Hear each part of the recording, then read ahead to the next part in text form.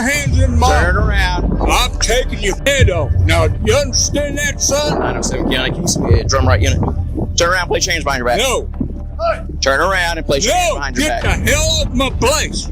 Turn around, put your hands behind your back. Carson, Turn around, put your hands behind your back. I'm gonna tase you, dude. What have I Get done on the wrong? ground, James. What have I done wrong? When corrupt cops end their careers with one stupid move, it's pretty hard to look away. From denial to desperation, these 4 cases reveal what happens when those who protect and serve betray public trust. On March 9, 2024, in Oilan, Oklahoma, a tense standoff unfolded between a disabled Vietnam veteran and Sergeant Joe Beers of the Oilan Police Department. What began as a routine investigation into solicitation violations escalated into a physical altercation that left the veteran injured and sparked widespread criticism of law enforcement practices. On March 9th, 2024, Sergeant Joe Beers of the Oilton Police Department in Oilton, Oklahoma, received a call regarding 3 individuals who were soliciting solar panels within city limits in violation of Section 4-4-15 of the Oilton Code of Ordinances. Sergeant Beers responded to reports of individuals soliciting solar panels within city limits, a violation of local ordinances. Upon locating a black BMW parked in the driveway of Willard Walbridge, a 76-year-old disabled veteran, the sergeant approached the vehicle intending to question the occupants. Let me explain something to you, okay? I'm dealing with something totally different, okay? Whether it's in the county or not in the county, it started in the city, okay? That's where we are. I'm going to be straight to the Did you point. ask my permission? I when do not you have to come have on your my permission. place? You damn sure do not. do. This is my I'm going to place. tell you one more time to step back. This is my place. Step back. Mr. Walbridge immediately intervened, asking Sergeant Beers to leave his property. Despite repeated requests, the officer refused, claiming jurisdiction over the incident due to its origin inside city boundaries. This refusal set the stage for what would become a heated confrontation. Off my place. Turn around. Stay in that car. Get the hell off my place. Turn around and place your hands behind your back. You That is a ain't done lawful nothing. order. You put your hands on me. Turn around. I'm taking your head off. You understand that, son? Turn around. Place your hands behind your back. I'm not doing it. As Sergeant Beers continued questioning the solicitors sitting in the car, Mr. Walbridge grew increasingly agitated. He reiterated his demand for the officer to step off his property, emphasizing that no one had invited him onto the premises, and under Fourth Amendment protections, he was well within his rights to do so. Totally not cold. How many? 1 or 2? Do you know? You just drop under. It goes under. Under. Close. There's one, Willard. Another one? Better get ambulance here. All right, so that's right. I tell him, hurry. You're going to end up deaf when you're... When Mr. Walbridge refused to comply with Sergeant Beers' commands, the situation spiraled out of control. The officer attempted to cuff him, triggering a cardiac event after Mr. Walbridge fell to the ground during the struggle. Has murdered somebody in the city, and then they came over here and we're talking to you. Would we not come here and apprehend them? I don't know what you do. Sergeant Beers claims that he had the authority to continue his investigation on county property because the solicitors had initially broken the law on city property. Paramedics arrived quickly, but not before significant damage had been done. Legal experts later noted that Sergeant Beers likely acted beyond his authority since Mr. Walbridge's home lay outside city limits. Without probable cause or exigent circumstances justifying his presence, the arrest appeared unconstitutional under both federal and state law. It's my ambulance. Okay, stay by. Is he still conscious? 907 all EMS provided they were still going northbound on 99. I think should be here less than a... What's your address? 5344. We turn that. Turn that. 5344 Westwood. Following the incident, public outcry mounted against Sergeant Beers and the Oilan Police Department. Community advocates pointed out the disproportionate use of force against a non-threatening elderly man. Courts evaluate police conduct based on 3 factors: the severity of the crime, the immediate threat posed, and whether the suspect resisted arrest or attempted to flee. In this case, none justified such extreme measures. Put his hands up. I don't know. He just got upset that I was here talking to them, and he said, you have no right to come and talk to them because they're in the county now. And I said, well, I had an issue that took place in the city, and, I have to handle that, and then we'll go from there. And so we went from that. Meanwhile, The department defended Sergeant Beers, arguing he acted within protocol. An explanation met with skepticism, given the overwhelming evidence against him. Internal investigations revealed further complications. Not only was Sergeant Beers outside his jurisdiction, but his decision to pursue the suspects into private property without proper authorization violated standard procedures. Beers resigned from his position on April 9, 2024. The encounter was reported to Cree County District Attorney Max Cook, who confirmed that he was reviewing the body camera footage and investigating. As of the date of writing this episode, no charges have been filed against Sergeant Beers, and no updates regarding the DA's investigation have been made public. Additionally, investigators uncovered systemic issues within the department, including allegations of misconduct against Chief Carl Stout, who had initially supported Sergeant Beers' actions. These revelations led to Chief Stout's termination following unrelated domestic violence claims, tarnishing the department's reputation even further. Findings, and I have included a link in the description for this episode if you're interested in learning more. Overall, Sergeant Beers gets an F for demonstrating a complete lack of regard for the boundaries of his jurisdiction and Mr. Walbridge's rights as a property owner, using an excessive and unjustifiable amount of force against Mr. Walbridge. Mr. Walbridge filed complaints but chose not to pursue legal action, citing personal struggles and a desire to move forward peacefully. Public trust in the Oylon PD plummeted, prompting calls for reform and increased accountability. The department released partial body cam footage alongside a statement defending Sergeant Beers, though the community remained unconvinced. There are many actions that Sergeant Beers could have taken to de-escalate this situation, such as complying with Mr. Walbridge's request that he leave his property and requesting the solicitors to come with him. Sergeant Beers could have also used the solicitors' license plate information to continue the investigation at a later date, or requested that the county police respond and assist him.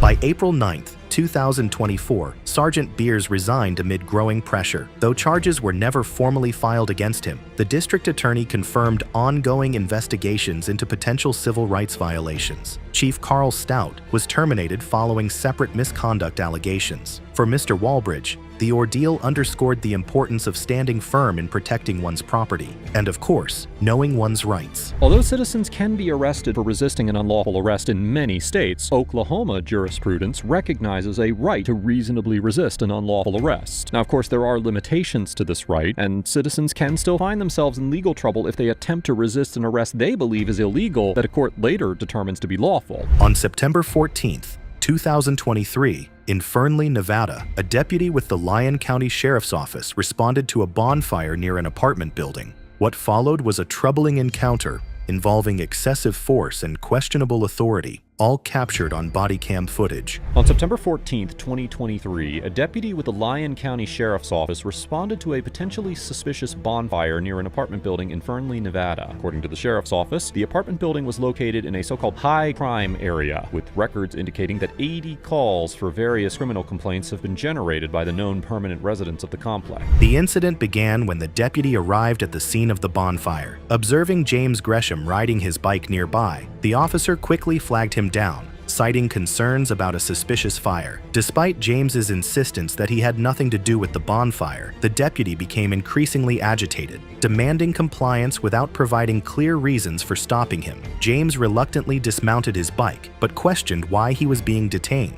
Discharge of official powers or duties shall be guilty of a misdemeanor. In the 2024 case of Wilson versus the First Judicial District Court of the state, the Court of Appeals of Nevada held that in order to ensure that the obstruction statute did not violate the First Amendment, it must be interpreted as applying, now quoting, As the interaction progressed, the deputy accused James of riding his bike without a light, a claim James disputed by pointing out the light was attached to his hand rather than the bike frame. The officer dismissed this explanation, ordering James to put his hands behind his back. James resisted, arguing that he hadn't committed any crime and didn't believe the stop was lawful. This refusal prompted the deputy to escalate the situation, threatening to use a taser if James didn't comply. But it ends up being inside a barbecue, which I don't even know if that's legal. So I find out he's pushing his bike up here, and then it just went downhill from here. Now I'm debating whether to take him, dude, just for obstructing. Yeah. It's not really, he's riding his bike without a light. Yeah. Now I'm like, is this private property? Like, was it through here? Yeah. It came from. During questioning, the deputy repeatedly asked invasive questions, including whether James had drugs or weapons on him. James denied having anything illegal and reiterated his right to remain silent under the Fourth and Fifth Amendments. Frustrated by James's calm yet firm responses, the deputy escalated further, calling James names like idiot and accusing him of resisting arrest. Coach need not answer any question put to him. He may decline to listen to the questions at all and may go on his way. However, the court concluded in the Wardlow case that their holding was not inconsistent with the Royer decision, arguing that, quote, unprovoked flight is simply not a mere refusal to cooperate. Flight, by its very nature, is not going about one's business. In fact, it is just the opposite. The deputy eventually placed James under arrest for resisting a public officer, ignoring repeated requests for clarification about the charges. James cooperated physically, but continued to protest verbally, emphasizing his innocence and lack of wrongdoing. Officers searched James's belongings, finding no evidence of contraband. Meanwhile, bystanders observed the tense standoff, some recording portions of the interaction on their phones. Potentially retaliatory arrest, now quoting again, the presence of probable cause should generally defeat a First Amendment retaliatory arrest claim. Although the court acknowledged that, quote, a narrow qualification is warranted for circumstances where officers have probable cause to make arrests, but typically exercise their discretion not to do so, this exception to the rule can be challenging for individuals to prove. Despite being booked on charges of resisting a public officer, no further updates on Mr. Gresham's case have been made public. Deputy Brad Pope's actions during the incident drew significant criticism. His actions raised concerns about professionalism and adherence to constitutional principles. The Lyon County Sheriff's Office remains under scrutiny for its handling of the matter. On March 10, 2022, in Wright City, Missouri, a seemingly routine interaction turned into a constitutional nightmare when Officer Jose Malta Gonzalez encountered Hubert Josh Hall. What followed was captured on body cam footage, showcasing how one bad cop can ruin an entire day and career. On March 10, 2022, Hubert Josh Hall was leaving his residence in Wright City, Missouri, when Officer Jose Malta Gonzalez of the Wright City Police Department noticed that several of the vehicles parked in Mr. Hall's driveway did not have license plates. Officer Malta parked his vehicle and began an investigation into the unregistered vehicles. Not too bad. Are these your vehicles? The incident began when Officer Malta noticed unregistered vehicles parked in Mr. Hall's driveway. Instead of issuing warning stickers as per department protocol, he immediately decided to issue citations. When Mr. Hall questioned his authority and gave him the middle finger, Officer Malta took offense, claiming it constituted a threat. This set the stage for what would become a series of questionable decisions. That a court would conclude that Mr. Hall's use of the middle finger was protected by the First Amendment and therefore could not justify an arrest or detention.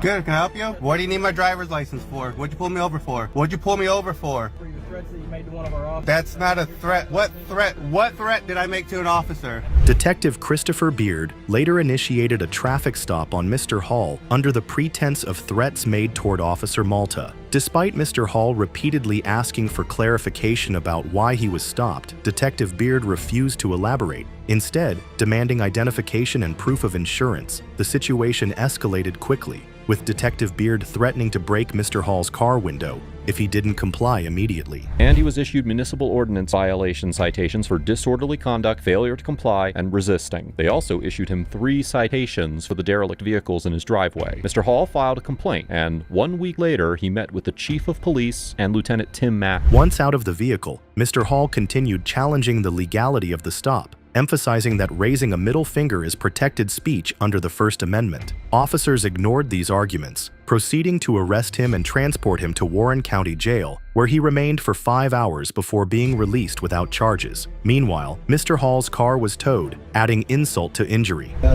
Is that your point here of your ability to make obscene gestures toward police or protect under the First Amendment? As the police department, we agree with you. This subsection of the ordinance, we've already addressed this with our legal counsel that represents the city, and this ordinance will be amended to remove anything that's in conflict with the First Amendment. Okay. As such, you will be the standing case law. In response to public outrage, Lieutenant Tim Matthews reviewed the case and voided all citations against Mr. Hall. He admitted the city's disorderly conduct ordinance banning obscene gestures conflicted with First Amendment protections and pledged to amend it. Detective Beard was fired shortly afterward, while Officer Malta faced no immediate disciplinary action. Mr. Hall filed a federal lawsuit seeking damages, ultimately settling for $100,000 after nearly 2 years of litigation. Of him making an obscene gesture or committing disorderly conduct. Now, this grade was challenging to assign, as I believe Lieutenant Matthews deserves recognition for dropping the charges against Mr. Hall and taking the step to initiate the amendment of the outdated disorderly conduct ordinance. However, I cannot accept his justification of the officer's actions as good faith. On July 5th, 2019, in Minneapolis, Minnesota, Ramon Brown encountered Officer Ty Gindra during what began as a routine stop for an expired temporary tag. What followed was captured on body cam footage and later became evidence in a federal case against Gindra for corruption and rights violations.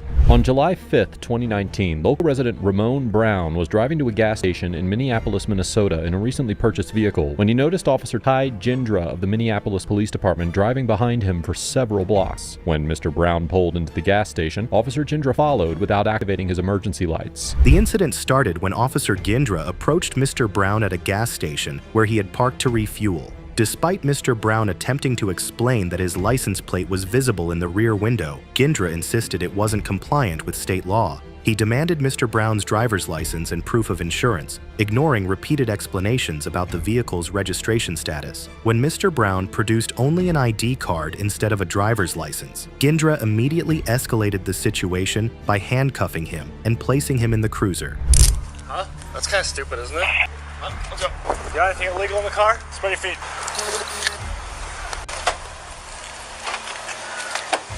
Take a seat. 65 8 yard. Copy code 4, 2257. R32 is clear.